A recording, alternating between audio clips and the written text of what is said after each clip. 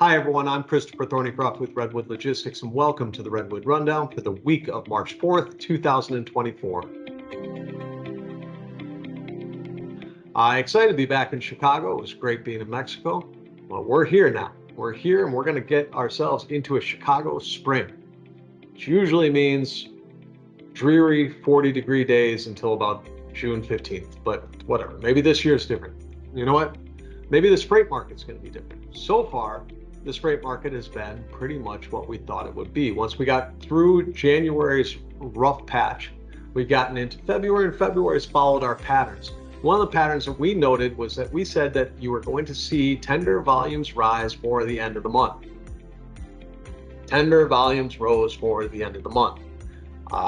There was a little bit more volume in the market. There was a little bit more push out there. Carriers got the tiniest, tiniest bit more picky. If those of you who are on a freight brokerage floor are watching this, you know it's true. They got the tiniest more picky.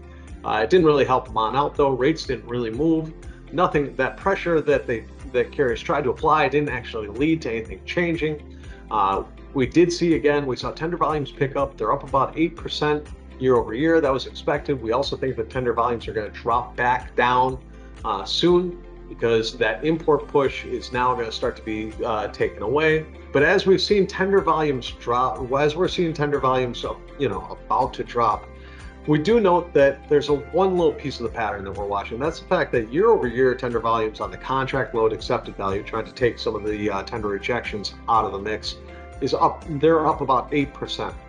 So why aren't we necessarily feeling all of that 8% extra freight in the market right now? Well, a big piece of that is probably because loaded rail cars are up about 14% year over year. So a part of that potential truckload volume is now going via rail at a larger rate than it was in 2024. That's a theme to watch for the rest of the year. Finally, last piece of note, the DAT contract spot spread, really important, right? When we watch that, we're watching that to see if that number contracts. If that number contracts, then the market is changing in a way in which contract rates are going to eventually be going on up, because carriers are going to follow that spot. Well, that contract spot spread actually re-expanded into February. We said that was going to happen. Keep in mind, we told you that contract spot spread was going to expand, and we said why?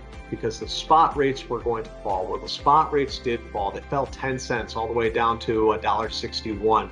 So now the contract spot spread is standing at about 43 cents. That 43-cent spread means that downward cycle of contract pricing is going to continue for at least another little while, until there's some market tightness that comes on in that says, hey, we can't push these rates down any further. So that's where we're at for right now. Be sure to stay with us. I promise we'll have something to talk about. Things happen. This is great. Talk to you soon. Take care.